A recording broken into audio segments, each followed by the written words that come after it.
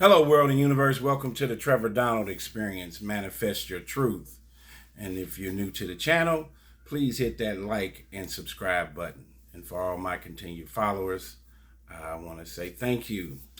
And this is an opinion-based video channel where I talk about issues that are sometimes true crime stories, investigative, and definitely informational to all my listeners, and issues that are pertaining to our country and sometimes things across the world.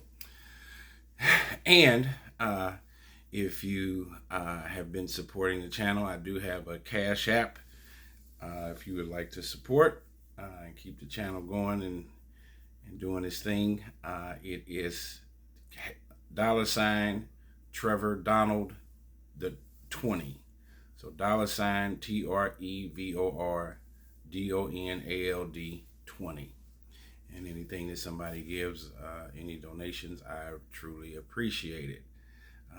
And I'm trying to do more of an old school 70s or 80s conversation piece like an Ed Bradley. I'm not doing a bunch of thumbnails and a bunch of videos that I've copied and pasted. I want to have a one-on-one dialogue with my viewers and listeners, and hopefully that you find this information more informative than entertaining. There's plenty of other things that you can listen to and watch to entertain you.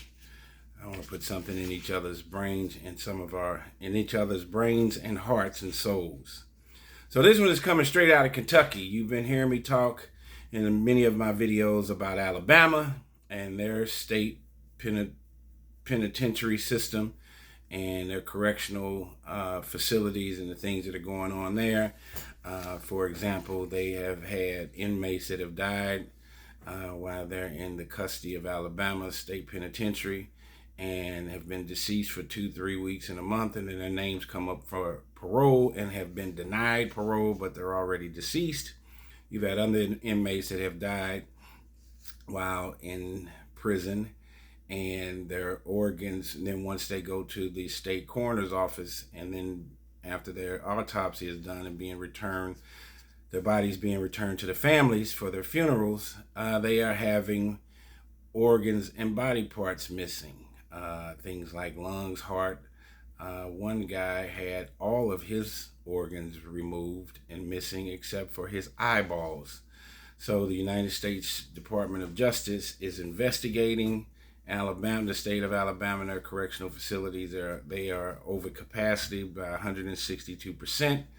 They're talking about inhabitable conditions in the state of Alabama. And of course, we know Alabama is the first state to put to death an inmate on death row with pure nitrous gas. That happened a couple months ago. So there's a lot going on in Alabama. But guess what? We got some stuff going on in the state of Kentucky in their prison system. So let's get right to it. It says there's an investigation about sex and drug smuggling inside Kentucky prison walls. It's going to be a little lengthy, and I want you all to follow me and listen to all of it. Here we go. They flirted when they thought nobody was watching. They secretly hashed out illegal transactions and exchanged romantic after-hours text. And sometimes they had sex inside state prison walls. Over a 16-month period ending November 2023, the Kentucky Department of Corrections discovered at least 30 of its employees were involved in inappropriate relationships with prisoners, probationers, and parolees under their supervision. At least 14 were caught smuggling contraband into prisons for inmates, usually drugs such as Suboxone and meth, or taking money from inmates or their relatives in exchange for smuggling. These findings emerged from a Herald-Leader analysis of more than 800 pages of internal affairs investigations obtained from the Department of Corrections under the Kentucky Open Records Act. Follow me along. It's going to be a little time on it, but not too long. One of the employee inmate sex cases resulted in pending sodomy and SA charges against the chaplain at Eastern Kentucky Correctional Complex in Morgan County, where 56-year-old Todd Stephen Boyce, according to court records, that case is set for trial later this year in Morgan Circuit Court. A federal lawsuit filed June 29th, 2023 by Boyce's alleged victim in that case claims prison officials knew the chaplain sexually SA'd inmates in the past, but they made no effort to stop him. Boyce bragged to plaintiff that he has been previously accused of SA abuse by other inmates and nothing happened to him, so no one would believe the plaintiff if he reported him, the suit alleges. In their response to the lawsuit, prison officials denied knowledge of any earlier sexual misbehavior by Boyce, as well as any responsibility for his current criminal charges. In a different case, police charged correctional officer Trista Fox, 39, this is a woman, with third-degree R in December 2022, after colleagues walked in on her having sex with an inmate at Kentucky State Penitentiary in Lynn County. Fox has pleaded guilty and awaits sentencing in April. These correctional officers are getting busy in the state of Kentucky. Seems like these cameras and people in the system needs to watch the correctional officers and the people supposedly on the good side of law versus the inmates. That inmate told investigators that his sexual relationship with Fox was consensual. He said he pursued her, but under the law, inmates cannot consent to sexual contact with corrections staff. Less frequent employee problems identified by investigators included racial and sexual harassment, dereliction of duty, excessive force, and abuse of alcohol and illegal drugs. There also were findings of assorted misconduct, such as horseplay on duty, falsifying records, indecent exposure, and sharing confidential information with inmates. But the most common trouble the Department of Corrections faced is employees crossing the line by getting too close to inmates, either through inappropriate relations or smuggling. Experts say this isn't unique to Kentucky state prisons. Being a correctional officer is a very challenging job, said Judah Shept, an associate professor in the School of Justice Studies at Eastern Kentucky University, who teaches about criminology and prison culture. In the popular imagination, we think of these jobs as being exposed to extreme forms of violence. And of course, that can happen, he said. But more often, I think what you're dealing with is our mundane daily task and being unappreciated and underpaid and feeling isolated and overworked. Talking about the correctional officers. Given where you're working, this can lead to some problems, Shep said.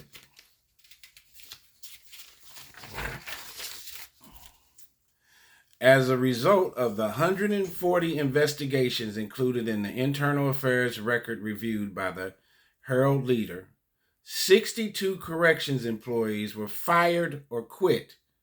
In 29 cases, employees received written reprimands, verbal counseling, or additional training, according to the State Justice and Public Safety Cabinet, which oversees the department. In a brief 10-minute interview granted to the Herald-Leader, Department of Corrections leaders would not directly respond to questions about inappropriate relations or smuggling inside the state prisons. But they said the department takes seriously any allegations of wrongdoing by employees. We handle every piece of information the same, whether that be contraband or a relationship or whatever. The truth of the matter is, if we were not handling these situations in a very aggressive manner, the numbers would not be what they are, said Scott Jordan, Deputy Commissioner of Adult Institutions. The reason the numbers are high is because we're doing what we're supposed to do, Jordan said. And here's a huge problem. James Wells is a prison and jail consultant and former Ohio prison correctional officer who recently retired after 3 decades of teaching at Eastern Kentucky University School of Justice Studies. Wells told the Herald-Leader that inappropriate relationships and smuggling happens inside a prison when guards don't maintain a professional distance from inmates who are looking for the weakest link in institutional security. It's a huge problem, Wells said, and it certainly goes both ways. Staff have complete control over inmates' lives. They decide if you get extra toilet paper or extra toothpaste, or if you don't. If you're in an environment where you have nothing to bargain but with your body, when you're dealing with people who hold all the power, then you might be forced to do things you wouldn't actually want to do, he said. There should be no sexual overtures between staff and inmates, Wells said. Under the Federal Prison Rape Elimination Act, the Department of Corrections has adopted a zero-tolerance policy toward all forms of sexual abuse and sexual harassment. And it requires that all violations by employees or inmates be reported. Over the past 5 years, the department confirmed 59 cases, almost 60, of employee on inmate sexual offenses in Kentucky prisons in violation of the federal law, with 35 cases forwarded to prosecutors for possible criminal charges. Most recently, in February, Kentucky State Police charged a correctional officer at Green River Correctional Complex in Muhlenberg County, Amanda Kolka, 42, with third-degree sodomy. Internal Affairs investigators alleged Kolka was having sex with an inmate half her age who is serving a lengthy sentence for burglary, assault, and theft.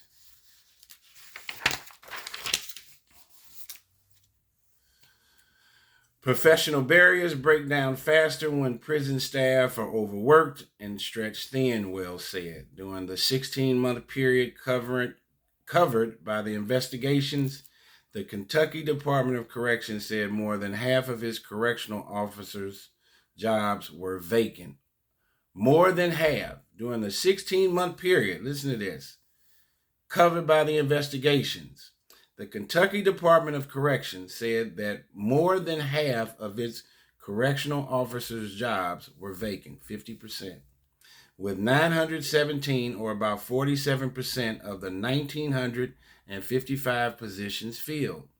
That forces the department to pay millions of dollars in overtime to staff working extra shifts, sometimes 72 hours a week. That is incredible. And there is a shortage of police officers on the street in many of our major cities. The governor of Louisiana called a state of emergency for Louisiana, Governor Landry, saying he needs almost 3,000 police officers across the state, and public safety, especially in New Orleans, has become a real issue. You're seeing there is a major issue with the St. Louis justice system here in St. Louis, where they had 9 to 10 mysterious deaths in the last year and a half of inmates mysteriously dying, severely understaffed. They've had rioting, and they've had at least 2 situations where the inmates overtook staff and the jail, and that became a national news story, and it got very scary for a while. So there are issues in St. Louis, Chicago, at Cook County, New York, where staffing is an issue. And also there's a real big, we're in St. Louis, you're down 450 police officers out in the public that are needed. They're understaffed with 911 dispatchers and operators. So there's a long wait for 911 calls that are being received. A couple of residents of St. Louis have actually died waiting on hold over an hour, hour and a half during an emergency situation.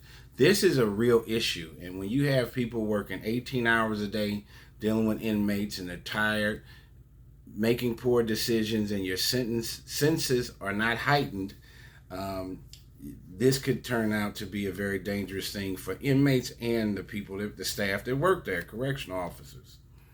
They're down 50% in the state of Kentucky. Our inmates are pretty keen observers of the environment they're living in. They know when we're short-staffed in several ways, as we are now. And of course, some of them are going to take advantage of that in nefarious ways. Justice and Public Safety Secretary Kerry Harvey warned lawmakers in July 22. Living in the moment. Typical of the employee problems that internal affairs investigators said they uncovered. Here we go. A correctional officer at Western Kentucky Correctional Complex in Lynn County resigned in September 2023 after investigators questioned her about her inappropriate relation with an inmate. She gave the inmate small gifts in prison, and when she was off duty, chatted with him about private matters through a JPay prison email account that she created under a fake name. I was not familiar with JPay. I haven't been to prison, so I don't know if that's a prison thing. Creating a JPay account usually under an assumed name is a popular move for correctional employees who want to communicate privately with favored inmates, although the messages can be monitored and retrieved by prison authorities.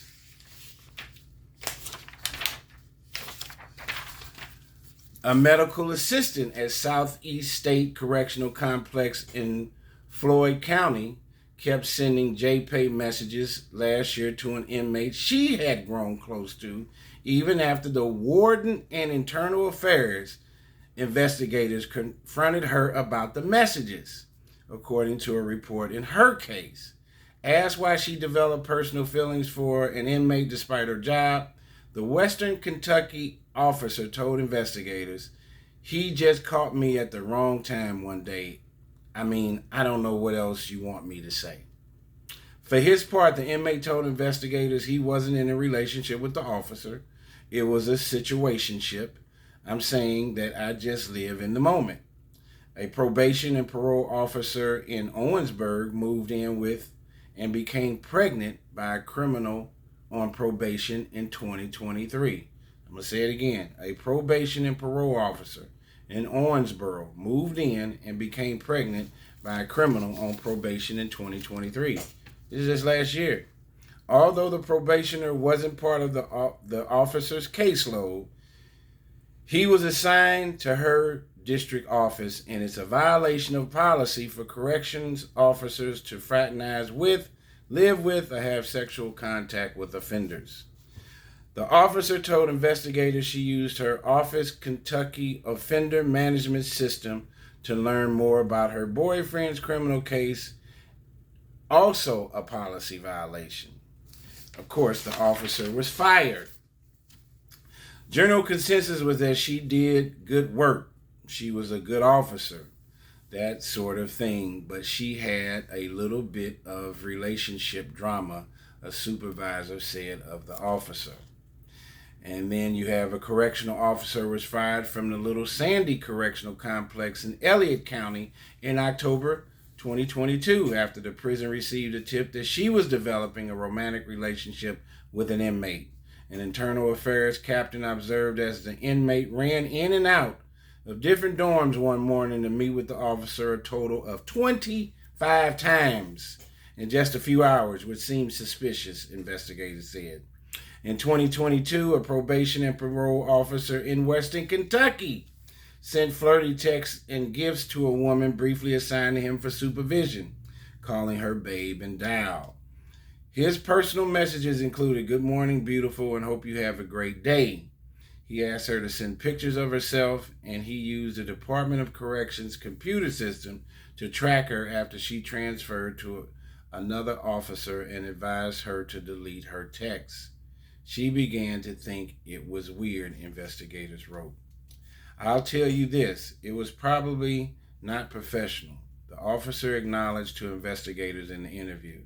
I think that's me being too flirtatious. I think I was looking to get my ego stroked. Unreal. Another one, here we go, is a worker inside Eastern Kentucky Correctional Complex pleaded guilty in June 2023 to a criminal charge of promoting contraband after investigators determined he was smuggling the drug Suboxone into the prison.